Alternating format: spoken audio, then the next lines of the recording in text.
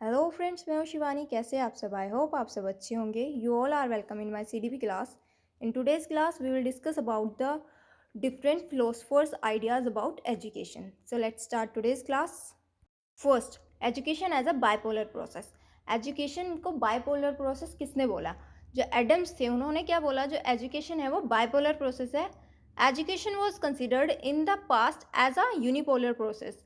Past में क्या होता था, जो एजुकेशन थी उसको एक यूनिपोलर प्रोसेस बोला जाता था। बट एडम्स की एक book I, evolution of education theory, said that education is a bipolar process in which one personality acts upon another to modify the development of other personality। जो Adams की book आई थी evolution of education theory, इन्होंने इसके अंदर कहा कि education एक bipolar process है जिसके अंदर एक पर्सनैलिटी दूसरी पर्सनैलिटी के ऊपर काम करेगी ताकि उसके बिहेवियर उसकी पर्सनैलिटी को डेवलप कर सके। It considers that in the process of education two people are involve. इसके अंदर इन्होंने कहा कि एजुकेशन की प्रोसेस में दो लोग इन्वॉल्व होते हैं।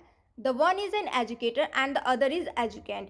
एक जो एजुकेटर है जो एजुकेट करेगा, एक एजुकेंट जो एजुकेट होगा।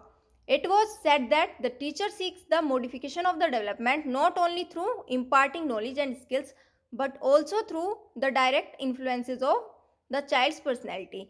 इन्होंने क्या कहा, जो टीचर है, टीचर क्या करेगा, मॉडिफिकेशन करेगा। कैसे करेगा? जो डेवलपमेंट है, डेवलपमेंट के अंदर मॉडिफिकेशन करेगा। किससे करेगा? नॉलेज को इम्पार्ट करके ही नहीं, नॉलेज डाल के ही नहीं बच्चे के अंदर, बल्कि उसकी जो स्किल्स है उनको भी इन्फ्लुएंस करेगा। उसकी पर्सनैलिटी डेवलपमेंट में भी टीचर हेल्प करेगा। It involves the interaction between the teacher and the pupil. In this process, one personality acts upon another in order to modify the personality of other. इसके अंदर दो लोगों का इंट्रैक्शन होगा, एक टीचर और एक प्यूपिल का, एक अध्यापक और एक शिष्य का इंट्रैक्शन होगा इसके अंदर, जिसके अंदर एक की पर्सनैलिटी क्या करेगी, दूसरे की पर्सनैलिटी को डेवलप करने में हेल्प करेगी, उसकी पर्सनैलिटी को मॉडिफाई कराने में हेल्प करेगी। नेक्स्ट आता है Rousseau. Rousseau's principal contribution to education was his 1762 novel Emile. जो रूसी थे इनका सबसे बड़ा कंट्रीब्यूशन एजुकेशन के लिए 1762 में इनकी एक नॉवल आई थी जिसका नाम था एम.आई। इन्होंने क्या किया, होब्स ने एक चीज़ बोली थी कि बच्चा क्या है, बच्चा अपने जन्म से एविल होता है। जबकि लॉक ने क्या बोला इसी चीज़ के बारे में, लॉक ने बोला कि बच्चा जन्म से एविल नहीं होता है बल्कि सोसाइटी उसको एविल बना देती है। लेकिन जो रूसी थे इन्होंने क्या करा, इस आइडिया को अटैक करा। जो लोग होब और लॉक थे उनके आइडिया को इन्होंने अटैक किया और इन्होंने बोला कि जो बच्चा है वो एविल नहीं होता है। Children are naturally good, they are innocent and pure. इन्होंने बोला कि बच्चे क्या है, नेचुरली गुड होते हैं, नेचुरली वो बहुत अच्छे होते हैं, वो इनोसेंट होते हैं और बहुत ज़्यादा प्योर होते हैं। Things that are beyond the development capacity of student shouldn't be taught to them. इन्होंने आगे बोला कि जो चीज़ें बच्चे के डेवलपमेंट एरिया से बाहर है, डेवलपमेंटल कैपेसिटी के बाहर है, वो चीज़ें बच्चे को नहीं पढ़ानी चाहिए। रूसी के बाद आए Friedrich Froebel. Friedrich Wilhelm August Froebel 1782-1852 तक रहे। ये जर्मन एजुकेटर थे और साइकोलॉजिस्ट भी थे ये इसके साथ साथ। Founder of the kindergarten system. Kindergarten system के ये फाउंडर थे। सबसे पहला किंडरगार्टन स्कूल जो बनाया था वो रूसी ने बनाया था। One of the greatest contribution of the 19th century to the science of education. ये सबसे बड़ा कॉन्ट्रीब्यूशन था 19th सेंचुरी में एजुकेशन के लिए। Led the foundation for modern education system. इन्होंने जो मॉडर्न एजुकेशन सिस्टम है इसकी फाउंडेशन भी इन्होंने की थी। फ्रोबेल्स फर्स्ट किंडरगार्टन। जो फ्रोबेल्स का फर्स्ट किंडरगार्टन था वो कहाँ पे था, ब्लैकेनबर्ग में था, जर्मनी में। इंपॉर्टेंट वर्क्स क्या थे इनके, the education of man, pedagogies of kindergarten, ये दोनों इनकी बुक्स थी। Next, Froebel's kindergarten. System of pre school. ये एक प्री स्कूल का सिस्टम था, यानी कि स्कूल से पहले का एक सिस्टम था जिसके अंदर बच्चे को स्कूल के लिए प्रिपेयर किया जाता है। Children are taught through creative play, social interaction and nature expressions. यहाँ पे बच्चे को कैसे पढ़ाया जाता है, उनको क्रिएटिव प्ले से, क्रिएटिव चीज़ें, क्रिएटिव गेम्स उनके लिए डेवलप किए जाते हैं ताकि बच्चा उनको खेल के कुछ सीख सके। सोशल इंटरेक्शन होगा यहाँ पे, नेचुरल एक्सप्रेशंस के साथ बच्चों को सिखाया जाएगा। Kindergarten means children's garden. Kindergarten का मीनिंग ही चिल्ड्रंस गार्डन है। Children in school to grow as freely as flows in a garden. Children को स्कूल में कैसे देखा गया किंडरगार्टन के अंदर, कि बच्चा क्या है, एक फ्लावर की तरह है जो गार्डन के अंदर अच्छे से ग्रो कर पाएगा। फ्रोबल ने क्या किया, compared a school with a garden, child with a seedling, teacher with a gardener. यहाँ पे जो फ्रोबल थे इन्होंने किंडरगार्टन का कैसे डेवलप किया, यहाँ पे इन्होंने जो स्कूल है स्कूल को एक गार्डन की तरह ट्रीट किया, गार्डन से कंपेयर कर दिया उसको, और बच्चे को एक सीडलिंग से कंपेयर कर दिया, जबकि टीचर को एक गार्डनर से गार्डनर से कंपेयर कर दिया। यानी कि टीचर को क्या बना दिया, टीचर को माली बना दिया बच्चों का, और जो बच्चा है उसको क्या बना दिया, बीज बना दिया, किसी भी चीज़ का बीज बना दिया जिससे हमें क्या करना है, फ्लावर्स ग्रो करने हैं, और स्कूल को गार्डन बना दिया। Next, features of kindergarten. जो किंडरगार्टन है उसके फीचर्स क्या क्या है, फ्री सेल्फ एक्टिविटी, यहाँ पे सेल्फ एक्टिविटीज़ होगी, बच्चा फ्री होगा सेल्फ एक्टिविटी के लिए। सेकंड, क्रिएटिविटी डेवलप होगी। थर्ड, सोशल पार्टिसिपेशन होगा। फोर्थ, मोटर एक्सप्रेशंस होंगे। Fifth, gifts and occupations as material and methods of education, यहाँ पे बच्चे को गिफ्ट देके, उसको ऑक्यूपेशंस किसी भी मटेरियल को देके, कोई मटेरियलिस्टिक चीज़ें देके उसको क्या किया जाएगा, बच्चे को मोटिवेट करने की कोशिश की जाएगी, जिससे बच्चा क्या करे, उसको एजुकेशन भी मिले और उसको गिफ्ट भी मिल जाए, जिससे वो मोटिवेट हो आगे सीखने के लिए। टीचिंग थ्रू प्ले, यहाँ पे जो टीचिंग होगी कैसे होगी, खेल से होगी, बच्चे को खेल खेल में सिखाया जाएगा। Teaching through songs, gestures and constructions, यहाँ पे बच्चे को कैसे सिखाया जाएगा, गानों की हेल्प से सिखाया जाएगा, मतलब गाने बना के किसी भी स्टडी मटेरियल को सॉन्ग्स की फॉर्म में बना के, या फिर जेस्चर्स से सिखाया जाएगा, कंस्ट्रक्शन से सिखाया जाएगा। नेक्स्ट आती है merits of kindergarten. Emphasis on early childhood education, यहाँ पे क्या किया जाता है, जो अर्ली चाइल्डहुड एजुकेशन होती है, अर्ली चाइल्डहुड में जो एजुकेशन होती है उसके ऊपर ज़्यादा ध्यान दिया जाता है। लर्निंग बाय प्ले, यहाँ पे लर्निंग कैसे होगी, खेल से सिखाया जाएगा बच्चे को। Various gift provide sensory training, जो गिफ्ट दिए जाते हैं उससे क्या होगा, बच्चे को सेंसरी ट्रेनिंग मिलेगी। Develops of imagination and creative capacities of children, इसी के अंदर क्या होगा, किंडरगार्टन के अंदर क्या होगा, बच्चे की इमेजिनेशन और क्रिएटिव कैपेसिटीज को डेवलप कर पाएंगे हम। Develops mental, emotional, social, spiritual qualities, यहाँ पे बच्चे की मेंटल, सोशल, इमोशनल और स्पिरिचुअल क्वालिटीज़ डेवलप होंगी। Simple, interesting and attractive method, ये जो मेथड है किंडरगार्टन का, ये एक तो सिंपल है, इंटरेस्टिंग है बहुत ज़्यादा, और अट्रैक्टिव मेथड भी है जिससे बच्चे अट्रैक्ट होते हैं। Broaden the concept and scope of the school as an essential social institution, यहाँ पे क्या हुआ, जो कॉन्सेप्ट है एजुकेशन का, जो कॉन्सेप्ट है ये बढ़ गया, और क्या हुआ, एक सोशल इंस्टीट्यूशन की तरह इसकी सबसे ज़्यादा क्या हो गया, स्कोप बढ़ गया इसका। Next, conclusion. किंडरगार्टन की कंक्लूजन क्या क्या है, first person to give attention to early childhood education, जो फ्रेडरिक फ्रोबल थे ये सबसे पहले इंसान थे जिन्होंने किस चीज़ का अटेंशन दिया, अर्ली चाइल्डहुड एजुकेशन के ऊपर ध्यान दिया इन्होंने।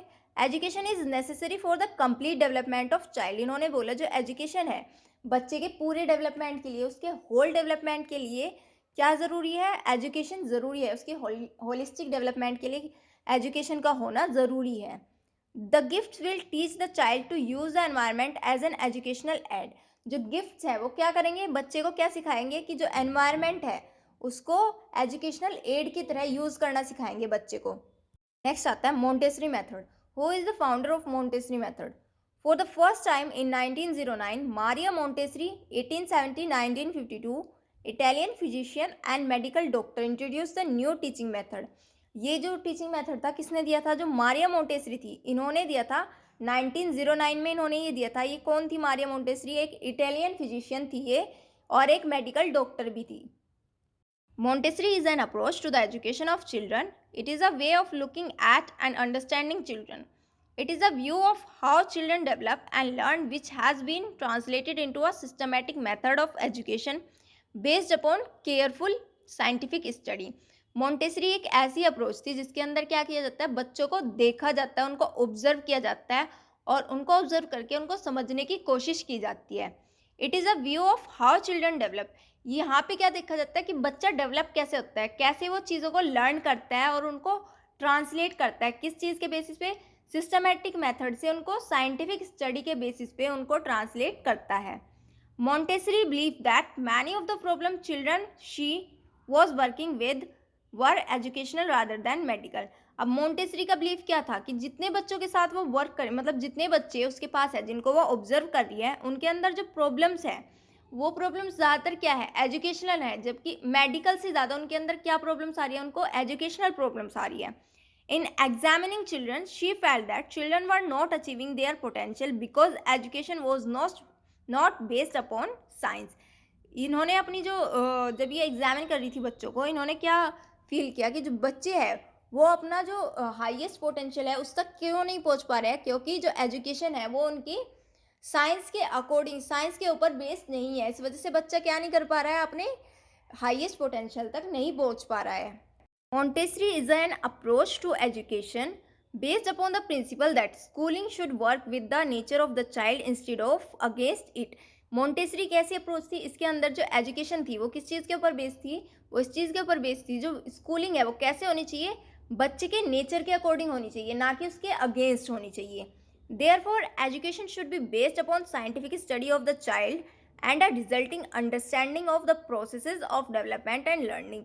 इसीलिए जो एजुकेशन है वो कैसे होनी चाहिए, साइंटिफिक स्टडी जो बच्चों की हुई है उसके बेसिस पे होनी चाहिए, और उसकी जो अंडरस्टैंडिंग है उसके बेसिस पे होनी चाहिए, ताकि जो डेवलपमेंट और लर्निंग है वो ठीक से हो पाए बच्चे का. What is doctor Montessori view of education? Doctor Montessori जो थी उनके एजुकेशनल व्यूज क्या क्या थे? Education should know longer consist on only of imparting knowledge, it must release human potentialities. इन्होंने क्या बोला, जो एजुकेशन है अब उसको क्या नहीं रहना चाहिए, सिर्फ नॉलेज को इम्पार्ट करना है, ये एजुकेशन नहीं होनी चाहिए, जब बल्कि क्या होना चाहिए, जो ह्यूमन पोटेंशियलिटीज़ है वो भी रिलीज कर पाए. इसी चीज़ को एजुकेशन से रिलेट करने की इन्होंने कोशिश की. If education is to be an aid to civilization, it can not be carried out by emptying the schools of knowledge, of character, of discipline, of social harmony and above all of freedom. अब इन्होंने आगे क्या कहा, अगर education एक civilisation के लिए एक एड है, तो इसके लिए भी हमें क्या नहीं करना चाहिए कि जो बच्चा है उसको बिल्कुल बिल्कुल एम्प्टी करके नहीं हम उसको कुछ सिखा सकते हैं, यानी कि उसको सिर्फ नॉलेज देके हम ये सोचे कि उसको सिर्फ नॉलेज दे दे, उसको उसका कैरेक्टर बना दे, या फिर उसको डिसिप्लिन सिखा दे, सोशल हार्मनी सिखा दे, इसी से ही उसकी नॉलेज आ जाएगी. उसको फ्रीडम मिलनी चाहिए. We had to give them freedom, हमें बच्चों को फ्रीडम देनी है ताकि वो अपनी पोटेंशियलिटीज तक रीच कर सके, अपनी हाईएस्ट पोटेंशियल अचीव कर सके वो. अब what are the benefits of Montessori schools? Montessori students क्या करेंगे, work at their on pace, अपने पोटेंशियल के बेसिस पे वो काम करेंगे. यूज़ हैंड्स ऑन मटेरियल्स का यूज़ करेंगे ताकि कि उनकी जो वो उनकी नॉलेज जो हो वो सही से अपने सही पोटेंशियल तक रीच कर पाए. मूव्स अराउंड क्लास फ्रीली, इनकी जो ये जो होंगे ये क्लास में फ्रीली मूव कर सकता है. Interact with different ages, Montessori में सिर्फ एक ही एज के बच्चे नहीं होता है, डिफरेंट एज के बच्चे होंगे, ताकि बच्चे का डेवलपमेंट क्या हो, बहुत अच्छे से हो सके, क्योंकि वो चार अलग अलग लोगों से मिलेगा, तो क्या होगा, उसका डेवलपमेंट और अच्छा होगा. ज्वाइनिंग आ केयरिंग कम्युनिटी, एक केयरिंग कम्युनिटी को ज्वाइन करते हैं ये बच्चे. चूज़ देयर ओन लेसन्स, और ये क्या करेंगे, अपने खुद के लेसन्स चूज़ करेंगे, यानी कि जो इनको पढ़ना है ये खुद चूज़ करेंगे, जो इनको सीखना है वो खुद चूज़ करेंगे, ना कि इनके ऊपर जो टीचर है, जो टीचर सिखाएगा वो चीज़ें इनके ऊपर थोपी नहीं जाएंगी. नेक्स्ट आती है forms of education. There are 3 forms of education. First, informal. Informal education कैसे मिलेगी हमें, through family, press, radio, cinema, church, playground, library etcetera. Informal जो नॉलेज होगी हमें कैसे भी मिल सकती है, फैमिली से मिल सकती है, प्रेस से मिल सकती है, रेडियो से मिल सकती है, सिनेमा से मिल सकती है, चर्च वगैरह जब हम जाए, मंदिर जाए, टेम्पल जाए, या फिर मस्जिद वगैरह जहाँ भी जाए हम, वहाँ से भी हमको मिल सकती है. प्लेग्राउंड में भी हमें इनफॉर्मल नॉलेज मिल सकती है, लाइब्रेरी से मिल सकती है. फॉर्मल नॉलेज हमें कहाँ मिलेंगी, through school, college and other educational institution. जो फॉर्मल एजुकेशन है वो कहाँ कहाँ से मिलेगी, या तो स्कूल से मिलेगी हमें, या कॉलेज से मिलेगी, या दूसरे एजुकेशनल इंस्टीट्यूशन से मिलेगी. थर्ड आती है नॉन फॉर्मल. नॉन फॉर्मल कहाँ से मिलेगी, through correspondence course, summer institute, on job training, radio और tele broadcast, open universities, IGNOU. ये कहाँ से मिलेगी, या तो हम कोई कोर्स करें, या हम जो एक्स्ट्रा कोचिंग्स वगैरह करते हैं उनको हम इसके अंदर कंसीडर कर सकते हैं.